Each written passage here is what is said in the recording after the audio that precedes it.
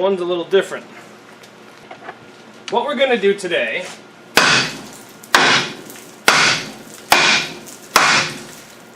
that was on there good. What we're going to do today is make it so the back wheels turn. I can kind of see why these are not turning. These discs are in horrible shape. We've already disconnected all the brakes to the back up at the front of the car. What we've done is we just welded the cap, undid the brakes to the rear back, welded the fitting, put the fitting back in. So we can pretty much just take everything off.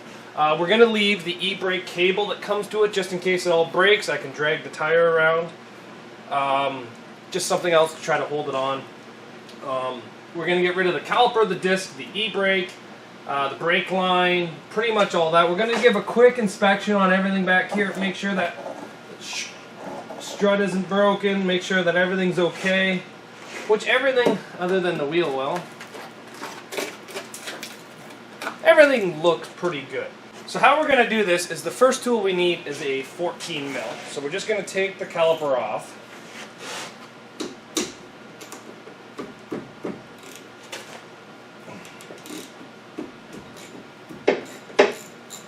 So the reason why we get rid of the rear brakes, one, on this car, they're completely seized.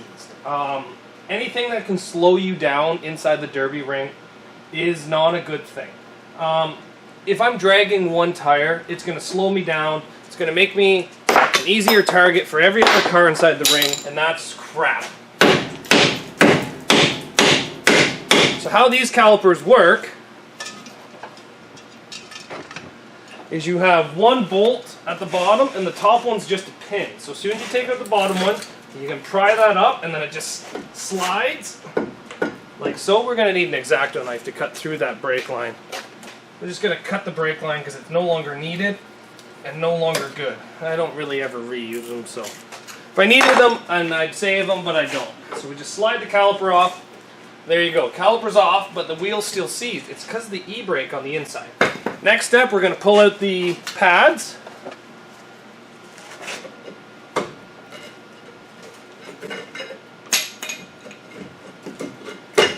Just like that.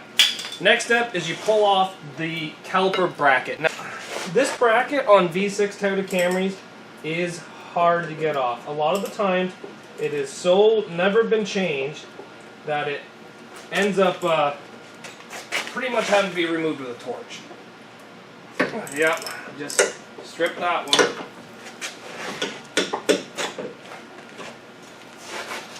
Yeah, this one isn't going to come off pretty nicely. It's going to be a fight the whole way.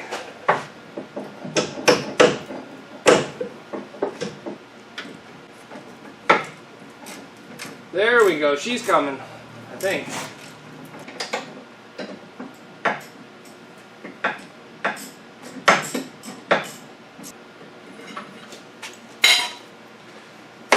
Just like that, we got the bracket off. I'm actually pretty impressed that we were able to get that off, but yet, it still doesn't turn. Now this is where your hammer comes into effect.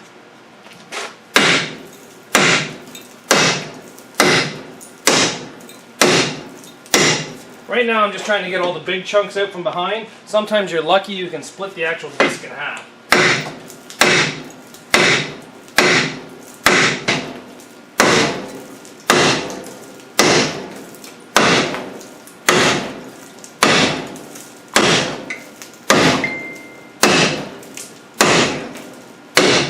So we actually split the disc right there. She still does not want to come off.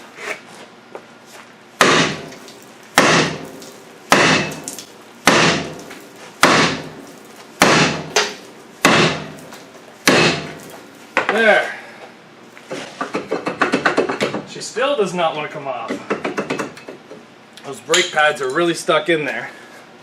With that piece missing, it takes a lot of pressure off of it. There. Wow. That did not want to come off.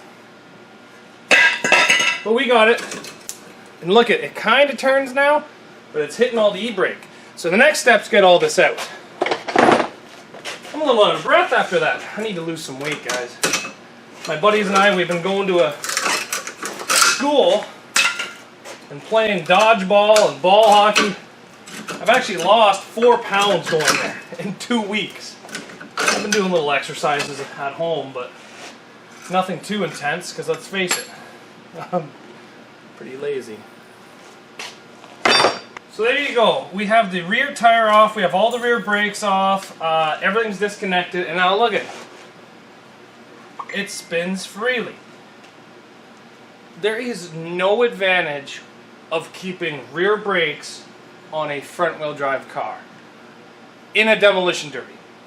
I will rephrase that. In a demolition derby, there is no sense to keep rear brakes on a front wheel drive car. Usually the brake lines going to it are always bad, and then say if you get hit and the tire gets bent or something, or you break a brake line from dragging it on the ground, then you have the possibility of being DQ'd for having rear brakes. This right here makes it so that you don't lose your brakes. You're already disconnected. There's nothing that can really possibly get at your rear brakes. You can still lose your front ones, but chances are very slim. And the other option is they have a possibility of locking up, even e-brake. When you're in a demolition derby, any tire that locks up is a bad tire. It's pretty much better sometimes to just lose the tire rather than have it lock up and get jammed up in all your sheet metal and stop turning and slow you down, and the rubber spreads out so that it's a bigger surface area. It's never a good thing. So I get rid of all the rear brakes off every derby car I do that is front wheel drive. When I'm doing an endurance race, I make sure it has back brakes because you need brakes for racing. Some of you guys may ask, why does this have disc brakes? My Toyota Camry's got drums. So here's the deal. If you own a 92 to 96 4-cylinder, it's got drums. If you own a 97 to 2001 4-cylinder, it's got drums. If you own a V6 between any of those years, it has disc brakes in the back. There's one exception to this though. If you have a wagon, it's going to have disc brakes in the back, 4-cylinder or 6-cylinder. It's just the weight. When you go up to a bigger weight, you need bigger brakes. Say you drive a car on the road and you enjoy it and you want to make it stop better, you can change out your rear spindles from a V6 and put 4 cylinders. You can take out the 4 cylinders, put V6s in, and then you can run rear disc brakes on a 4-cylinder car if you please on the road. But if you do that, you might as well upgrade the front brakes too, because 4 cylinders have smaller brakes up front than V6s unless it's a 2000 and 2001. So there's plenty of things that you can learn about these cars and the brakes. But as far as I'm concerned now, this tire turns. I'm just going to probably put a tire onto it that actually holds air instead of that one, because that one does not hold air. And probably just drive this thing out of the shop very shortly. But we'll maybe not drive it out. You can saw me with your body, and I'll erect my canines. Drain the fluids from your thirsty body, and teeth to neck we entwine. I'll light the moon for the first time in your everlasting life. I'll light the moon and be reborn again and again. Dismissing this is rebirth.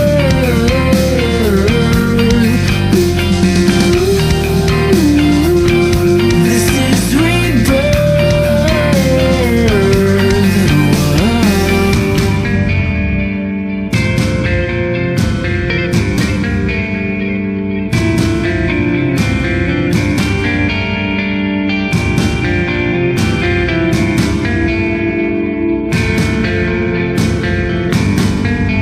Connected at the hips, cerebrally and physically entwined. What we're going to do now is we're going to drain all the gas in here. Now I do have a fire going. I don't want to spill a lot of it, so I'm going to show you guys how I do this. Pull this. Just got some rust in my eye. That's okay. I'm going to pull the straps down and out of the way. I'm going to grab the tank and put it on an angle. A little bit more. Am I gonna get greedy? Yeah, I think I'm gonna get greedy. So we're just going to pull the tank so it sits on a bit of an angle like that. So all your fuel will go to its lowest point, where we're going to set up a gas can and a funnel. We're going to catch it and deem if it's good enough for my car or not.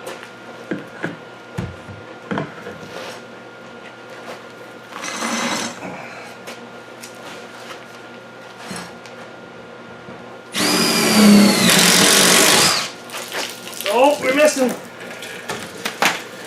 There we go. You know what, that feels pretty yellow, but I think my Lexus will love the fuel. So we're just going to let that drain. Once all the fuel's out of it, we can cut the filler neck, the fuel pump wires, pretty much everything. Just let the gas tank drop and then quickly take it outside because, like I said, we do have a fire going here in the shop. So any large amount of fuel and fuel vapors is not a good thing. Okay, the fuel stopped draining. There wasn't a whole lot of gas in there, maybe 5 liters. Not even a gallon, I bet you. There's not that much in there. Doesn't even really look like any came out, but it's enough that would have caused an issue if it was on the ground. So we're just going to get a good knife. We're going to cut through the filler neck. Cut through the bleeder.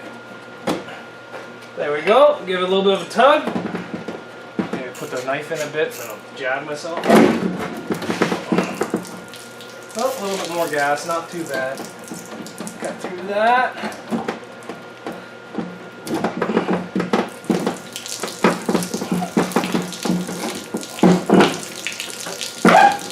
Looks like there's a little bit more in there. I won't fix that. There we go!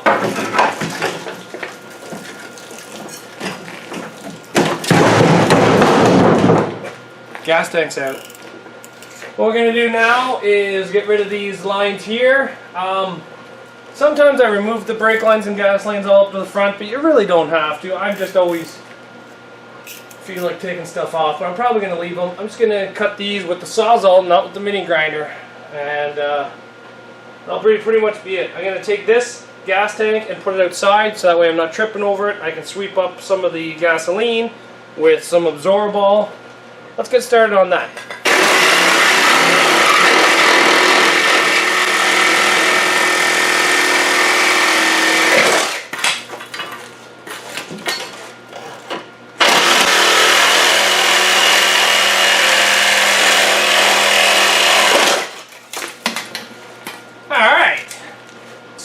So, this subframe's rotted. This side here is not too bad, but this side here, can you see my fingers disappearing? I'm knuckles deep in it. Haha, that's a little adult joke, that's okay. A lot of you guys ask me this all the time. Zach, do you replace the rear subframes? You know what, I've done it in the past, and I haven't done it in the past. And I don't see a huge advantage, especially for the type of cars I'm running. If you're running a full weld show, you could plate that and get away with it, but for me, I probably could plate it, but I honestly don't see a need. They do bend, they do break, it will actually rip this rear mount right off of it, but honestly, I'm not going to change it. I don't see any big worry about this. Even if the subframe breaks here, it's still here. If it breaks off on both sides, the rear end's just going to move side to side, but it ain't really going to do too much. It might actually stop it from breaking spindles if the whole rear end slides side to side. Now, a lot of you guys I've seen on Facebook and I've heard through the grapevine and all this other stuff that you guys are putting Toyota Echo rear ends in it. I would love to put a Toyota Echo rear end into this, but I honestly haven't had one, and I'm not going to go out of my way and pay too much for a Toyota Echo if the only piece I want is the rear axle. Some rules around me do allow you to, what's the wording for it? To change suspension out with other OEM suspension parts. So that means if it bolts in and you do not have to make custom brackets, then it can all be changed. So with those rules, I technically could put Echo rear suspension into this. Now, I was going to experiment and put Corolla rear struts onto, rear spindles onto it so I could get the 5x100 bolt pattern. They are a little bit smaller, but they all bolt up the exact same way. It does not alter my wheelbase, which is one of the rules, and stuff like that. But I just haven't done it. I haven't had the need to do it. I'd rather save that really nice Corolla rear sub for somebody that needs a Corolla sub, because Corollas usually rot out the rear sub a lot worse than this one. But that's going to conclude this video. You know, we did quite a bit of work. We got all the rear brakes off the car. We got the gas tank out. We got the gas tank straps off. We cleaned up the floor a bit. Got rid of the gas tank. And honestly, if you guys have a front-wheel drive car, make sure you take off all the rear brakes. Unless you're enduroing it or something, get rid of the rear brakes. It's just going to slow you down. It's going to make you break brake lines and lose your brakes. And if you own a GM older than, I'm honestly going to say 98, you're not going to have rear brakes on it anyway, because they're going to rot off and break. Like these ones here, now I did suspend the gas tank, but they're broke here and they're broke up there at the front. And this is a 97 to 99 Toyota. Toyotas usually don't rot the brake lines out that bad. But, oh well, something I always do to almost every car. So thank you very much, guys, for watching, and we'll see you back here tomorrow.